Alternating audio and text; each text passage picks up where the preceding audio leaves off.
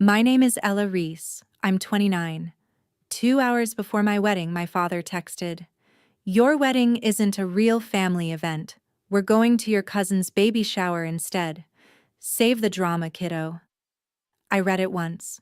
Then I finally understood why, for 10 years straight, every time I tried to escape, a better job, a new city, a life of my own, my father suddenly collapsed, had an emergency, or needed me to stay. And every single time, I stayed. That day, my father-in-law walked me down the aisle and toasted, "You are the daughter I waited my whole life for." A guest filmed it. 8 hours later, the video exploded to 4 million views. But it wasn't the toast that broke the internet. It was the caption. And the moment I read that caption, everything I thought I knew about my father detonated. Because 4 million strangers learned the truth before I did. And that was the second my entire life flipped upside down. Before I go on, if this story already hits too close to home, if you've ever been the good daughter who got punished for trying to build a life of your own, take a second to like and subscribe. Drop your location and the exact time where you're listening from in the comments. I read every single one. Let me take you back. My parents split when I was 8. Mom moved to Atlanta. Dad stayed in our little house in Antioch, just south of Nashville. A 2-bedroom with a screen door that never closed right, and a kitchen where the faucet dripped if you didn't twist the handle hard enough. It was just the two of us after that. Dad worked logistics at a warehouse distribution center. Long hours, early mornings, the kind of job that gave him control over schedules and shipments and people's time. I did homework at the kitchen table while he heated up canned soup or microwaved whatever Aunt Tammy had dropped off that week. We weren't rich. We weren't fancy. But every night before bed, he'd put his hand on my shoulder and say, "We're a team, kiddo. Don't ever leave the team." I heard love in that sentence for 21 years. I didn't hear the lock click until I was 29. When I was 12, I got selected for a summer academic program in Memphis. 2 weeks. Full scholarship. First time in my life I'd been chosen for something outside our zip code. I remember holding the acceptance letter at the kitchen table, reading it twice because I didn't trust the first time. Dad came home, saw it, and smiled. "I'm proud of you," he said. He kissed the top of my head. Then he sat down across from me and rubbed his eyes. "I've been feeling a little off lately," he said. "Probably nothing. Headaches, some dizziness." He shrugged, picked up the acceptance letter and read it again. "Go to Memphis, honey. I'll manage. I'm a grown man. I can take care of myself for 2 weeks." He said it the way people say things when they want you to argue. I was 12.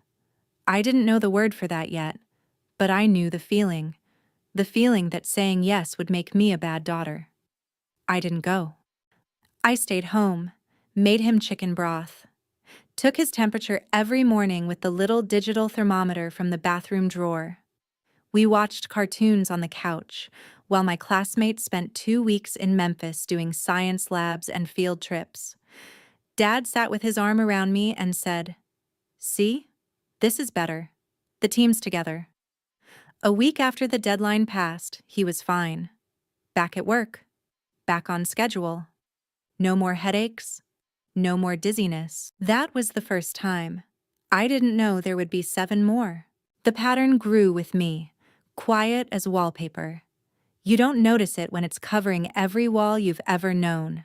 At 15, I made the JV volleyball travel team. Coach called my name at tryouts, and I stood there with my mouth open like I'd been picked for the Olympics. The week before the first away match, the one where scouts from 2 Nashville high schools were supposed to watch, Dad came home early from the warehouse clutching his chest. I spent the night in the ER with him.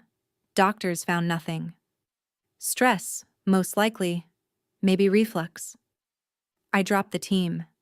Told Coach I had family stuff. She said she understood.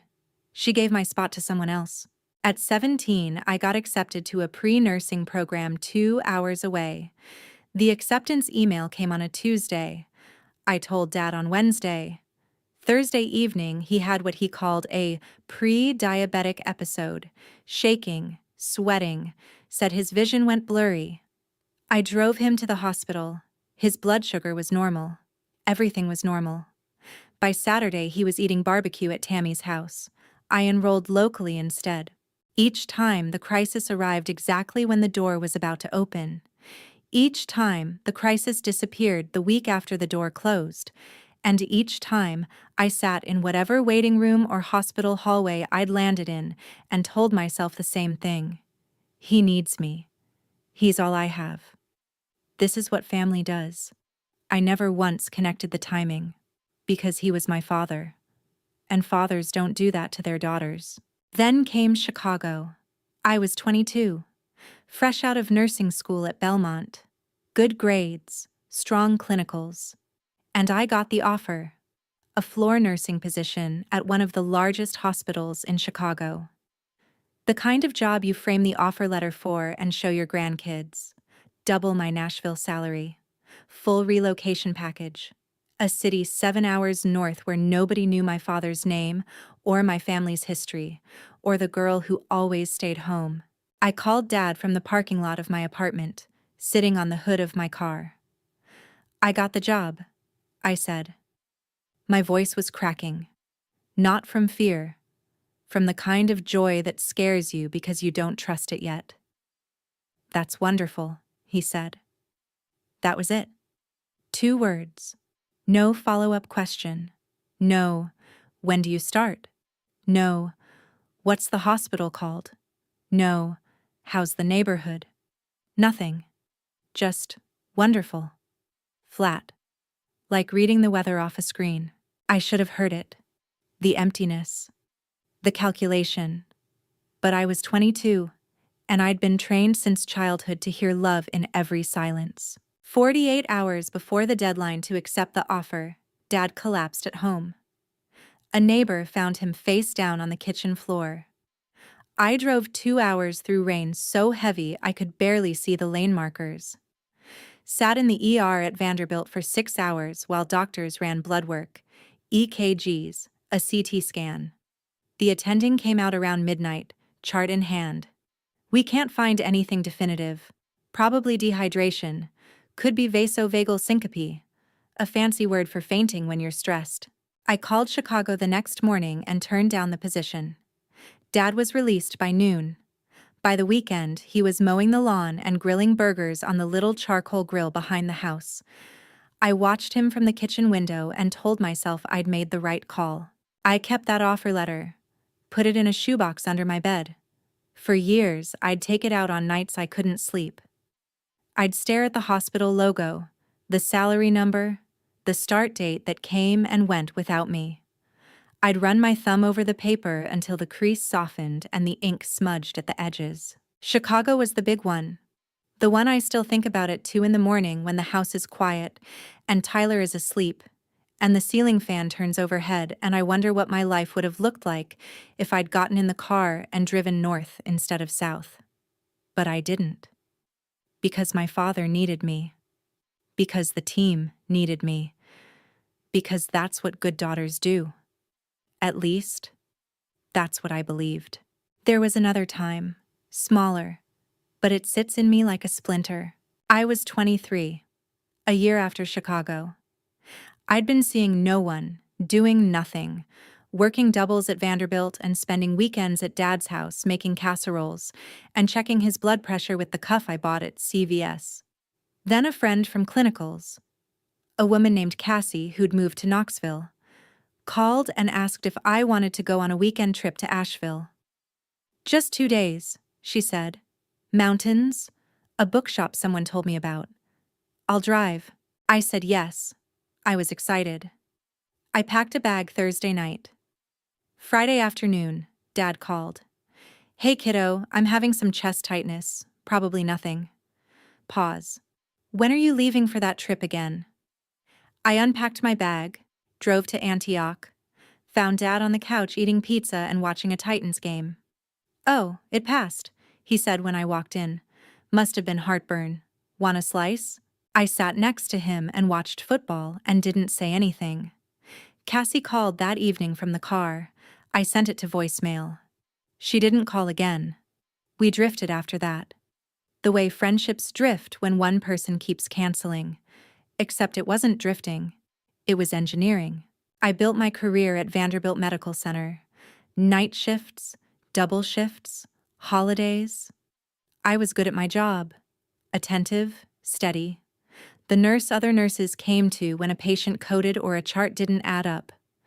My supervisor, Scott Jennings, nursing director, 40-something, ex-military, no nonsense, pulled me aside one day when I was 24. "Senior nursing position is opening up next quarter," he said. "I'm putting your name forward. You've earned it." I went home that night feeling like the door was finally opening again. I called Dad. Nothing unusual. Our Wednesday check-in. "How's my girl?" he said. "You nervous about tomorrow?" I told him everything. The interview time, Scott's name, how long I'd been working toward this, how it could change my career, my salary, my future. I talked for 10 minutes straight. Dad listened, patient, quiet. Then he said, "I'll be praying for you, kiddo. You deserve this." I went to sleep, feeling loved. I woke up the next morning and ironed my scrubs. I drove to Vanderbilt early. I waited outside Scott's office for 20 minutes, rehearsing answers in my head. When Scott finally called me in, he looked uncomfortable. He wouldn't meet my eyes. "We went another direction," he said. "I'm sorry, Ella. Keep up the good work." No explanation, no feedback, just another direction. I sat in the hospital parking lot for 20 minutes afterward. Not because I was crying, though I was, because I was trying to figure out what I did wrong, what I missed, what was broken in me that kept breaking every door I tried to walk through. Then I drove home and made Dad dinner. Baked chicken, green beans, his favorite. He squeezed my hand across the table and said, "There'll be other chances, kiddo." A year later, I applied to a master's in nursing program. Weeks on the application. Essays, recommendation letters, transcript requests, everything. I told Dad the day I submitted. He smiled across the table, the same kitchen table, the same dripping faucet, and said, "Good for you, kiddo." 3 weeks later, the email. "We regret to inform you that your application has been withdrawn." Not rejected. Withdrawn. I called admissions. A woman with a practiced professional voice said, "We received a call from a family member indicating you wish to withdraw your application due to a family crisis." "I didn't call anyone," I said. "The caller identified himself as your father." I brought it up that night at dinner, kept my voice casual. "Just a question." Dad didn't even look up from his plate. "Must have been a scam call, kiddo. You know how those things work. People pretend to be relatives. It happens more than you think." I believed him.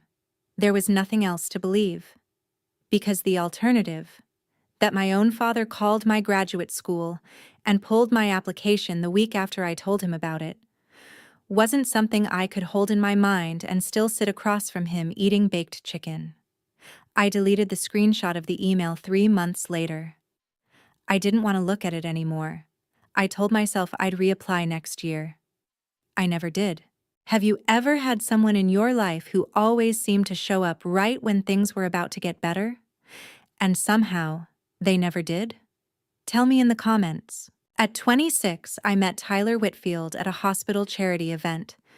He was quiet, broad-shouldered, a civil engineer with calloused hands and a voice that made every sentence sound like it came from the bottom of a well, deep, unhurried, certain.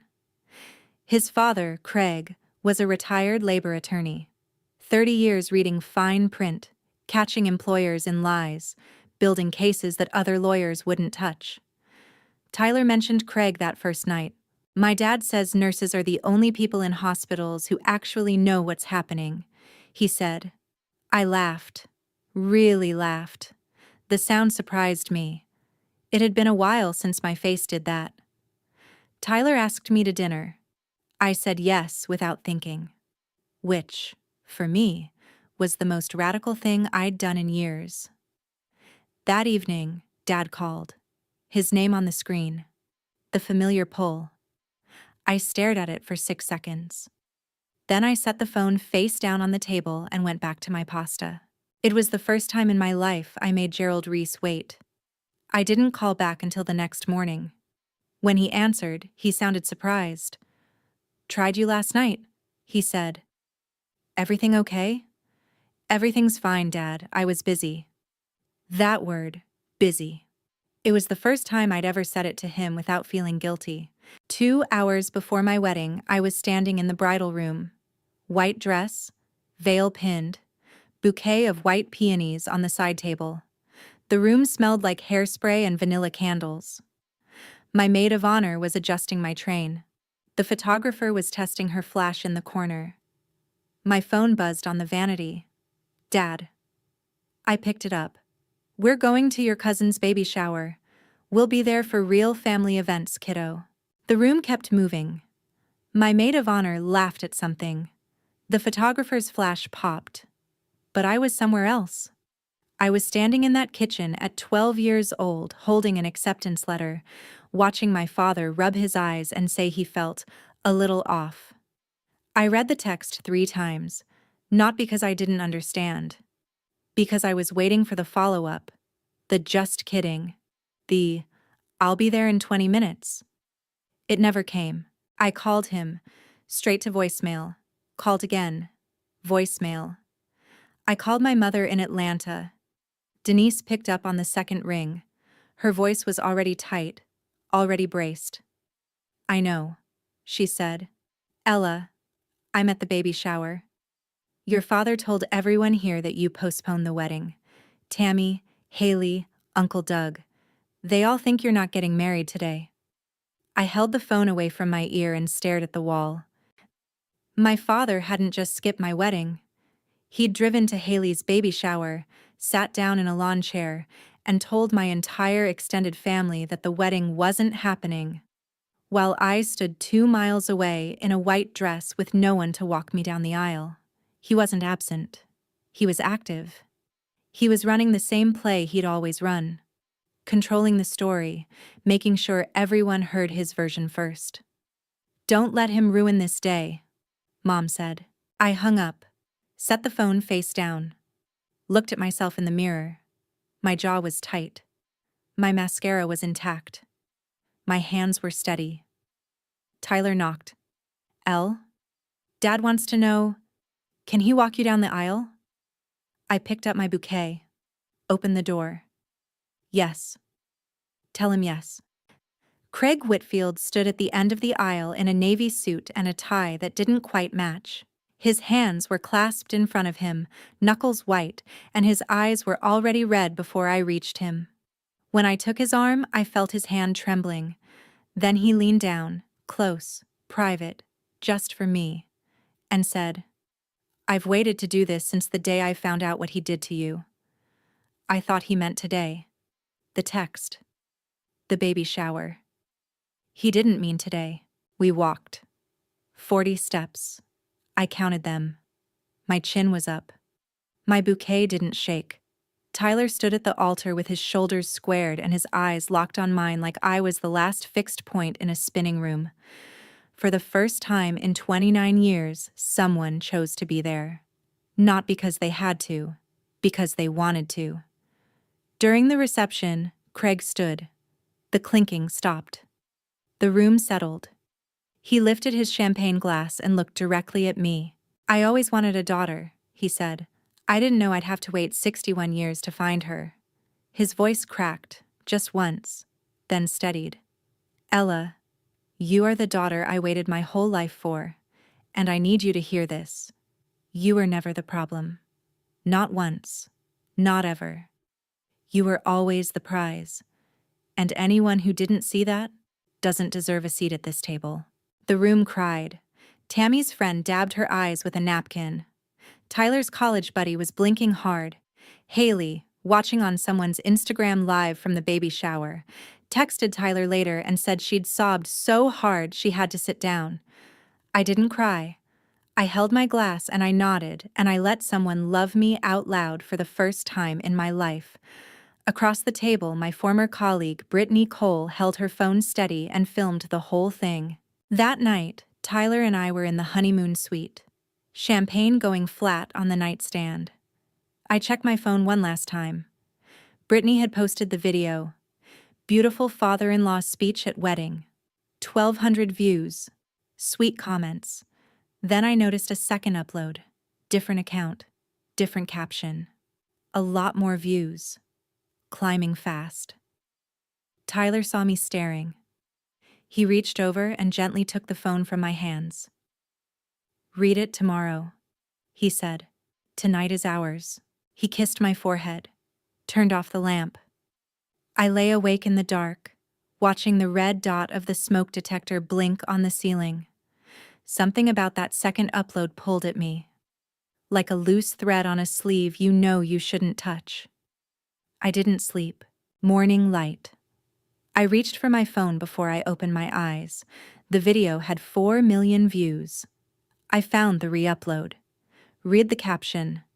"This man walked his daughter-in-law down the aisle after her father spent 10 years sabotaging every milestone she almost reached. Every emergency. Every illness. Every time she was about to fly. He clipped her wings. She just didn't know yet." I put the phone face down. My hands were shaking. I picked it up. Read it again.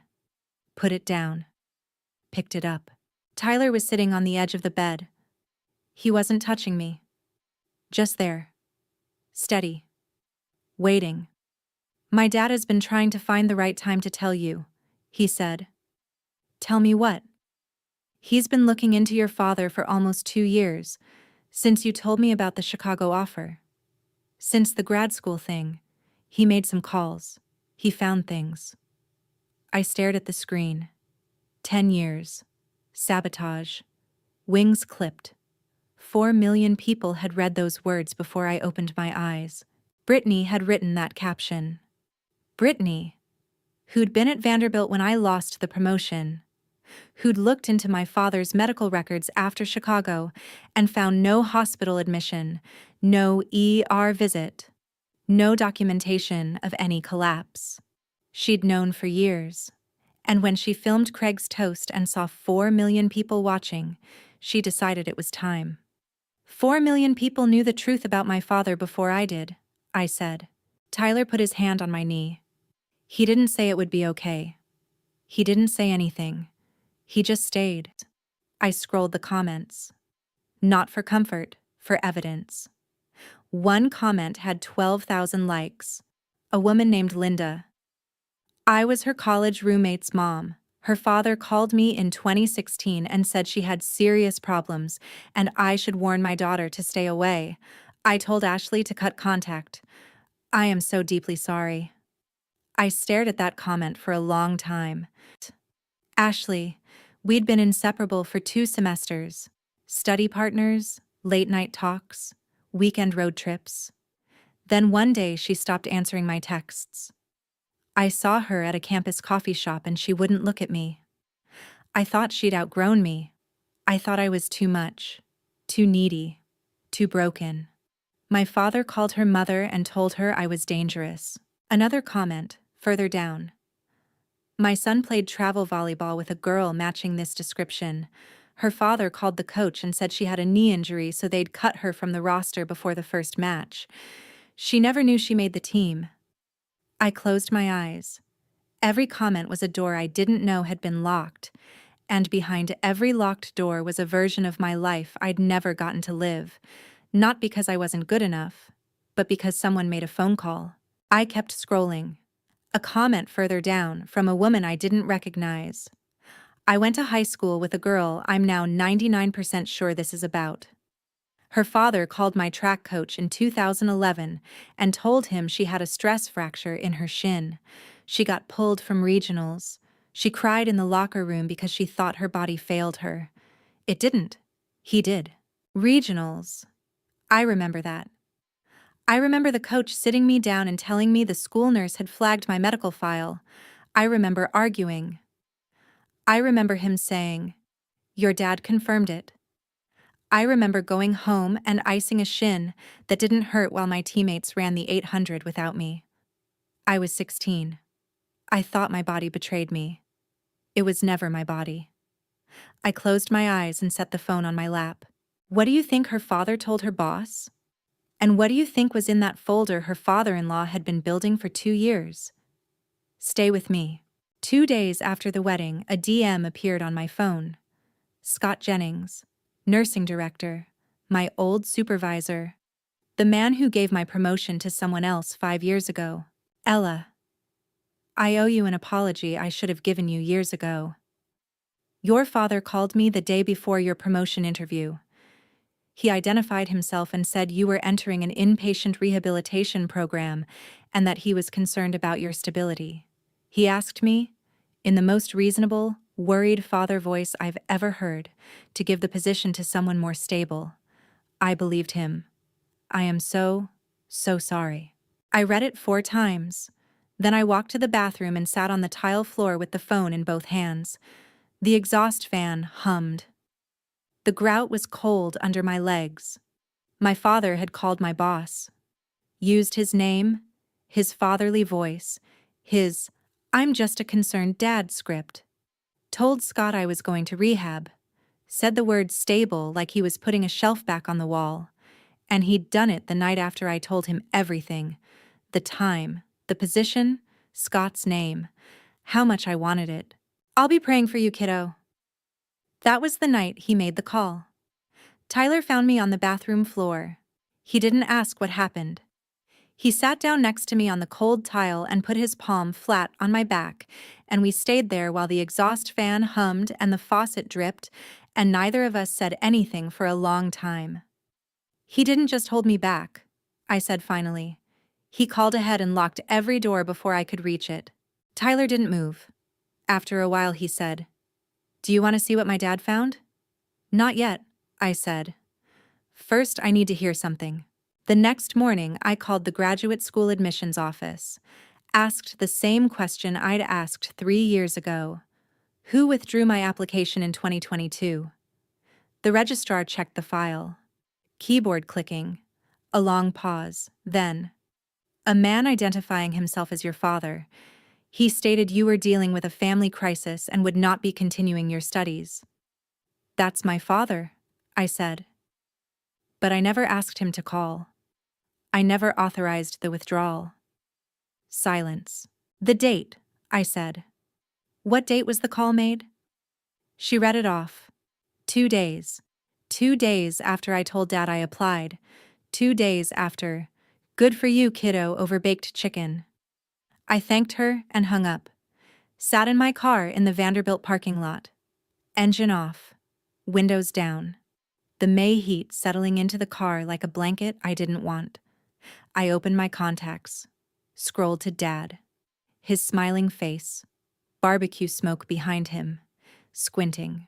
I imagined him dialing the admissions office with one hand and eating leftovers with the other. Saying my name to a stranger. Saying crisis. Saying, "She won't be continuing." Then hanging up and going about his day. I locked the phone and drove home. That afternoon, I opened Facebook. Gerald Rees had posted publicly, "My daughter is going through a mental health crisis. The viral video was taken out of context. Please pray for our family during this difficult time." 214 shares. Aunts, neighbors, church acquaintances, guys from the warehouse, all rallying around a grieving father. "Praying for you, Gerald. Stay strong. We know you're a good dad." The truth always comes out. I sat at the kitchen table and read every comment. Same script, same language, the exact same playbook he'd used with Scott, with the grad school, with Ashley's mother, with the volleyball coach. She has problems. She's struggling. She needs help. But this time he wasn't whispering it into one phone. He was broadcasting it to 400 Facebook friends. I screenshot the post. Then I screenshot every comment. Tyler walked in, looked at my screen. His jaw tightened. "Let him talk," he said. "My dad has something that'll end this." Same script, different stage. But this time, I was watching. Dad called that evening. His name on the screen. I stared at it for 3 rings.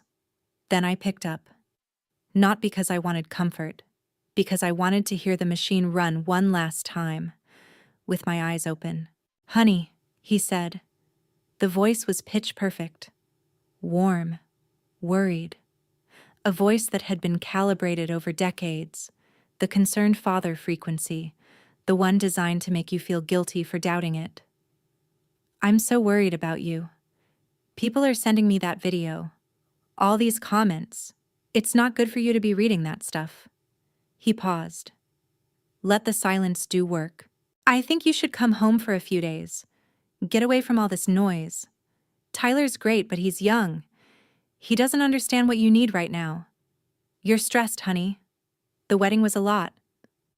Come home." The same 2 words. The same gravity well. The same invisible leash tightening around a neck I hadn't known was collared until 4 days ago. "I'm your father, Ella. I know when something's wrong with you. I've always known." I used to hear love in that sentence. Now I heard the warden making rounds. He knew when something was wrong because he manufactured it. Every collapse, every crisis, every emergency that arrived on cue and disappeared on schedule. He didn't know me. He monitored me. "I'll think about it, Dad," I said. My voice was flat, even. I hung up without saying goodbye. I didn't think about it. Not for 1 second. The next morning, Haley called. "Ella." Her voice was low, rushed, like she was hiding in a bathroom at her own house. "Uncle G told me something. He said if you go public with any of this, the video, the comments, anything, he'll release something about your mom. Something that will destroy her. He says he has proof. I don't know what it is. But he told me to tell you." He said, "Stop." I sat on the edge of the bed for a long time after she hung up. My father was using my mother as a hostage. I called Denise. "Mom, Dad says he has something about you. Something he'll release if I don't back down." The silence that followed wasn't surprised. It was exhausted. 20 years exhausted. "I know what he has," she said. Before the divorce, during that last ugly year, Mom had a brief affair. A coworker. It lasted less than 2 months and ended before the papers were filed. Dad found out. And he'd held it over her head every day since. Through the custody fight, through the holidays, through every time she considered warning me about him. "If you tell Ella who I really am," he'd told her, "I'll tell Ella what kind of woman you really are." So she stayed quiet. Not because she agreed with him, not because she wanted to, because every time she thought about telling me the truth, she imagined my face hearing that my mother had been unfaithful, and she couldn't do it. She chose my comfort over her freedom. 20 years. That's what silence costs. "Mom," I said, "I don't care about that. I care about what he did to me." Long pause. I could hear her breathing. Then let him use it. I'm done being scared. My mother had been a prisoner for 20 years. That phone call was her escape. Craig came to our apartment that evening. He sat at the kitchen table in his reading glasses, a manila folder thick as a hymnal placed between us. Tyler sat next to me. Neither of them spoke first. Craig just set the folder down and looked at me over his glasses. "I started this 2 years ago," he said. "After you told Tyler about the Chicago offer, after the grad school withdrawal, I couldn't let it go. Something was off. So I made some calls." He opened the folder. 7 people, Ella. He called 7 people in your life over the course of 10 years. I have phone records, dates, times, durations. I have email correspondence from 2 of the 7. I have signed written statements from 3 others. He told every single one of them something different about you. You were an addict. You were mentally ill. You were in crisis. You had a physical injury. But the goal was always identical. Keep you small. Keep you close. Keep you where he could reach you. I looked at the folder. The edges were worn. Craig had been carrying this thing around for months, adding pages, organizing tabs, building a case the way he'd built them for 30 years in courtrooms across Tennessee. I opened it. Page 1. Phone records. A call from Gerald Reese's cell to Scott Jennings's direct line at Vanderbilt Medical Center. Date: the evening before my promotion interview. Duration: 11 minutes. 11 minutes to take apart a career I'd spent 3 years building. Page 2. A call to the admissions office of Vanderbilt's graduate nursing program. The same week I submitted my application. The same cell number. Not a scam. Not a stranger. My father. Page 3. Linda, Ashley's mother. A 7-minute call in 2016 where Gerald told her I was exhibiting concerning behavior and she should keep her daughter safe. Page 4. The volleyball coach. A 4-minute call in 2013. Gerald said I had a torn ligament and wouldn't be playing. I was 15. I didn't have a torn ligament. I had a father with a phone. Page 5. A landlord in Chicago. A woman who'd been holding an apartment near the hospital for incoming staff. Gerald called her and said his daughter wasn't relocating after all. I never knew about the apartment. I never knew someone had already found me a place to live before I'd even accepted the offer. Pages 6 and 7. More calls. More scripts. More doors quietly closed while I sat in Antioch wondering why nothing ever worked out. 7 people. 10 years. Every single time, the same opening line. I'm her father. She's going through a difficult time. Please don't tell her I called. I closed the folder. I want to do this in front of everyone, I said. Craig nodded slowly. I know the perfect setting. I called Aunt Tammy the next day. I want to have a family dinner, I said. Kept my voice soft, warm, the good niece voice I'd been trained to use since childhood. To clear the air about the wedding. I think Dad and I need to talk. Tammy's voice brightened immediately. Oh, honey, that's so mature. Your daddy will be so happy. He's been worried sick. Can you invite everyone? Uncle Doug, Haley, everyone. I want the whole family together. Of course, sweetheart, I'll set the table. I hung up. Tammy would call Gerald within the hour. I was certain of it. She'd tell him his daughter wanted to make peace. Gerald would shower, iron a shirt, rehearse his lines in the mirror. He'd drive to Tammy's house on Sunday thinking the narrative was restored. The prodigal daughter returning, the family reunited, the team back together. He'd sit at the head of the table and wait for me to apologize. He would not be expecting a manila folder. I called Craig. Sunday at Tammy's. Can you bring it? I'll bring 2 copies, he said. 1 for the table, 1 for whatever comes after. I called Denise. Mom, I need you there. She didn't hesitate. I'll leave Atlanta Saturday night. I'll be there by morning. I set the table, I set the guest list, and I set the trap. The night before, Tyler and I sat in our kitchen. The folder was open, pages fanned out, tabs color-coded in Craig's meticulous handwriting. Blue for phone records, yellow for statements, red for the dates that matched Gerald's emergencies.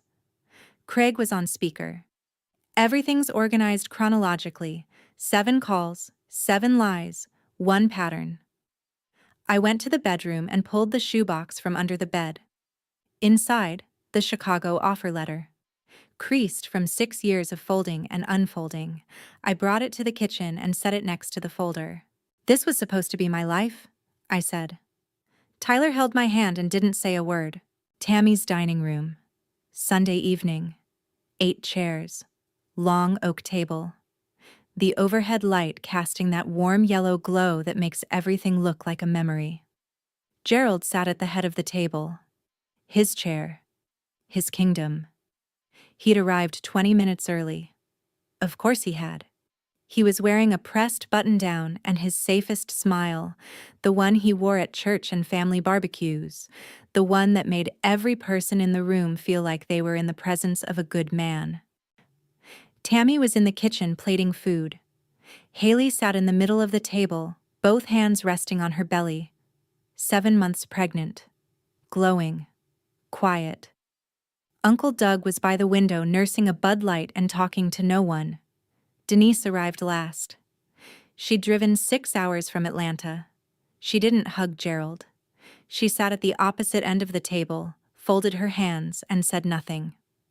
Craig and Tyler flanked me. I sat directly across from my father. Gerald looked around the table and spoke first. Of course he did. I'm glad we're doing this, he said. He leaned back, surveying the room. Patient. Expansive. A man in his element. Family is everything. I know the wedding was emotional, but I think we can all put it behind us and move forward. He looked at me, waiting for me to soften, to cry, to thank him for coming. I reached into my bag, placed my phone on the table, opened the screenshot. 2 hours before my wedding, I said, "You sent me this." I turned the phone so everyone could see. Then I read it aloud. "We're going to your cousin's baby shower. We'll be there for real family events, kiddo." Tammy's hand went to her mouth. "Gerald, you sent that? On her wedding day?"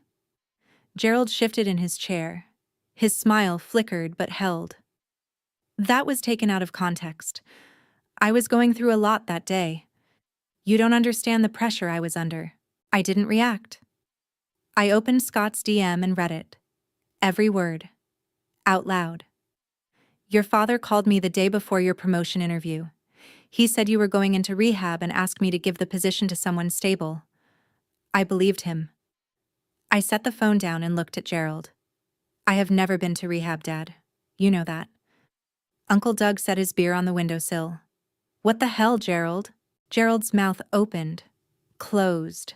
His eyes moved around the room, searching, scanning, looking for an ally. Haley stood. One hand on her belly, the other gripping the back of her chair. "Uncle G," she said. Her voice cracked on his name. "You told me she postponed the wedding. You told me she changed the date. I believed you." A tear rolled down her cheek. "I should have been there. I should have been at my cousin's wedding." Gerald looked at Haley, then at Tammy, then at the door. Craig stood. He reached beside his chair and placed the folder in the center of the table. Slowly. The way you lay down evidence in a courtroom when you know the jury is already watching. "Gerald," he said. His voice was level, unhurried. 30 years of depositions and cross-examinations packed into every syllable. "I've been a lawyer for a long time. I know how to build a case." He opened the folder, fanned the pages across the table. 7 people, 10 years. Every time your daughter was about to take a step forward, a job, a degree, a friendship, a city, a life, you picked up the phone and stopped her. I have the phone records. I have signed statements. I have dates that match every emergency you ever invented. He pointed to the first page. You called her boss and said she was going to rehab. Second page. You called her school and withdrew her application. Third page. You called her college roommate's mother and said she was mentally unstable. Fourth. You called a volleyball coach when she was 15 and said she had an injury she never had. Fifth. You called a landlord in Chicago and canceled an apartment she didn't even know existed. Craig's finger rested on the last page. 7 calls, 7 lies, 10 years, And the same script every time. I'm her father. She's struggling. Don't tell her I called. The room was the kind of silent where you can hear the clock on the wall. Gerald pushed his chair back. The legs screamed against the wood floor. He stood up. "This is ridiculous," he said. His voice was too loud, too high. "You're all being manipulated by—" He looked at Craig, at Tyler, at me. Then the mask cracked. "I did it because I love her." His voice broke on the word. She was going to leave. She was going to leave, and she was never going to come back, and I was going to be alone in that house. Nobody moved. Nobody spoke. I stood. I didn't raise my voice. I didn't shake. I didn't cry. I looked at the man who had held my life in a closed fist for 10 years, and I said, "You didn't lose me today, Dad. You lost me every time you called my boss. Every time you called my school. Every time you called my friends. You just didn't know I'd find out." I reached into my bag. I pulled out the Chicago offer letter. Creased, soft, the ink smudged at the edges from 100 sleepless nights, and I placed it on the table in front of him. This was supposed to be my life. Gerald looked at the letter, then the folder, then me. For the first time in 56 years, Gerald Reese did not have a script. Denise rose at the far end of the table. She walked 3 steps closer, looked directly at Gerald. "I'm not afraid of you anymore," she said. Even, clear, no tremor. "Whatever you have on me, say it. Right here, right now, in front of everyone." Gerald stared at her. His jaw worked. Nothing came out. Tammy whispered, "Gerald, did you really call her school?" He grabbed his coat from the chair. He walked to the front door. He didn't look back. The screen door, the one that never shut right, just like the one in Antioch, slapped shut behind him. Engine started. Taillights shrank down the driveway until they disappeared. Nobody followed him. The room after Gerald left was the quietest room I have ever stood in. Haley was crying into her hands. Tammy sat motionless, staring at her own folded napkin. Uncle Doug leaned against the wall, arms crossed, looking at the floor. Craig closed the folder, looked at me. "You did good, kid." I stood in that dining room, the same room where I'd eaten Thanksgiving turkey and Christmas ham and pretended everything was fine for 15 years. And I said, "I'm going no contact with my father. If anyone in this room wants to keep him in their life, that's your choice. I won't hold it against you. But I need you to understand.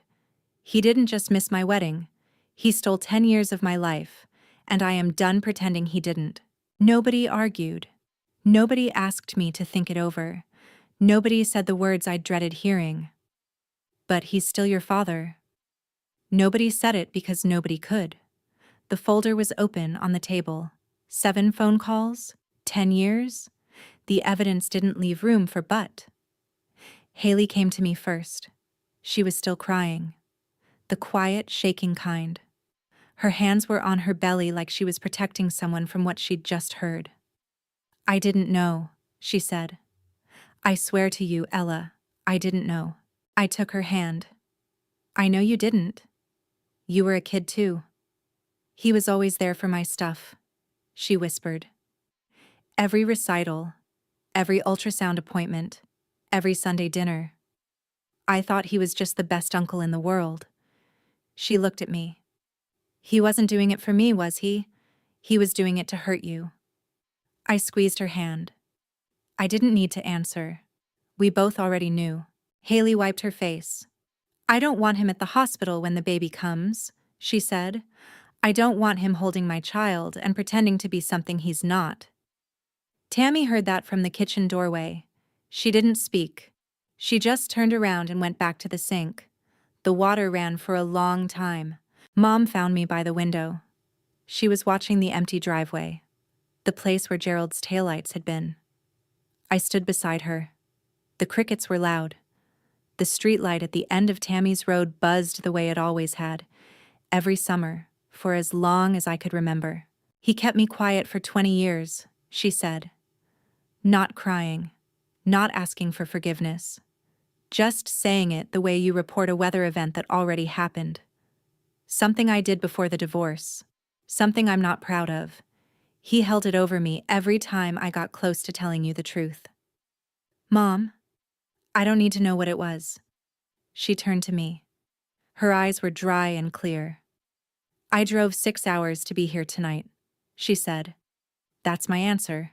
I hugged my mother. Not the sad kind. Not the kind you give at funerals or hospital rooms. The kind you give someone when you've both walked through the same fire from different doors and met each other on the other side and the air is cooler and you're still standing. If you've ever had someone use love as a leash, someone who kept you close not because they cared, but because they couldn't control you from far away. I want you to know, the door was never locked. They just made you believe it was. 3 months later, new apartment. 10 miles from the old one, farther from Antioch, closer to the hospital. Tyler painted the living room himself on a Saturday while I unpacked boxes and played music loud enough to hear from every room. The place smelled like fresh paint and possibility and nothing at all like canned soup or guilt. Tyler hung the Chicago offer letter on the refrigerator in a cheap black frame. When I asked him why, he said, "Because it's not a reminder of what you lost. It's proof of what he stole. And you should see it every day so you never let anyone steal from you again." Next to it, my acceptance letter from the Master's in Nursing program. I reapplied 2 weeks after the dinner at Tammy's house. This time, nobody called the admissions office. This time, the email said congratulations instead of withdrawn. Dad called 14 times in 3 months. I didn't pick up once. The voicemails got shorter each time. The first one was 90 seconds of explanation. "There are things you don't understand, Ella. I did what I did because..." I deleted it before he finished. The last one was 4 seconds of silence and a click. I deleted that one too. Tammy didn't speak to Gerald for 6 weeks. When she finally did, she called him on a Tuesday night and said only one thing. "You need help, Gerald. Real help. Not the kind you pretend to need when your daughter is about to leave town." Haley cut him off entirely. She had the baby in August. A girl. She named her Ella. "I want my daughter to grow up knowing your name," she told me on the phone from the hospital. Not his. Gerald posted one more thing on Facebook. My daughter was turned against me by her husband's family. They manipulated a vulnerable young woman for their own purposes. 12 likes, 0 shares. The comment section was empty. Tyler screenshot it and slid it into the folder, next to the phone records and the signed statements and all the other pages of a life built on lies. Just in case. I didn't read it. I didn't need to. I already knew his script by heart. I'd heard it at 12, and at 15, and at 17, and at 22. The only difference was that now, nobody believed it. Last Tuesday, I walked into Vanderbilt for my morning shift. Same hallway, same fluorescent lights, same smell of burnt coffee and antiseptic. Scott Jennings was standing near the nurse's station. He straightened up when he saw me coming. He looked like a man who'd been rehearsing something for weeks. "Ella," he said, "that promotion, the one from 5 years ago, it's open again." He paused, rubbed the back of his neck. "If you want it, it's yours. No interview needed. You earned it then. You earned it now." I smiled. The real kind. The kind that starts somewhere behind the ribs and takes its time reaching the mouth. The kind I didn't know I was capable of a year ago. "I'll think about it," I said. He nodded, started to walk away, then turned back. "Ella, for what it's worth, you were always the best nurse on this floor. I should have trusted that." I watched him walk down the hallway. Same hallway I'd walked the morning after that promotion went to someone else. Same fluorescent lights, same tile, but a different woman standing in it. I stood by the window at the end of my shift. 4th floor, Nashville below me. The skyline, the river curving south. The neighborhoods I'd driven through 1,000 times on my way to Antioch. To the house with the screen door and the dripping faucet and the man who was never actually sick. I didn't think about Gerald. I thought about the offer letter on the refrigerator, the one Tyler framed because he said it wasn't a wound, it was evidence. About Craig standing at the end of that aisle with red eyes and shaking hands, calling me the daughter he waited his whole life for, and meaning every word because he'd spent 2 years watching my real father destroy me from the inside out.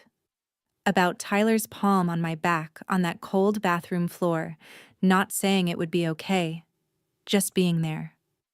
About my mother driving 6 hours through the dark because she'd finally decided her fear was smaller than her love for me.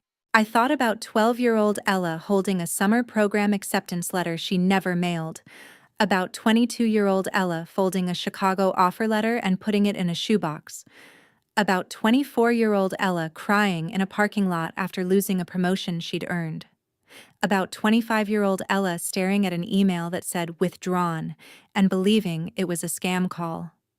None of it was bad luck. None of it was timing. None of it was me.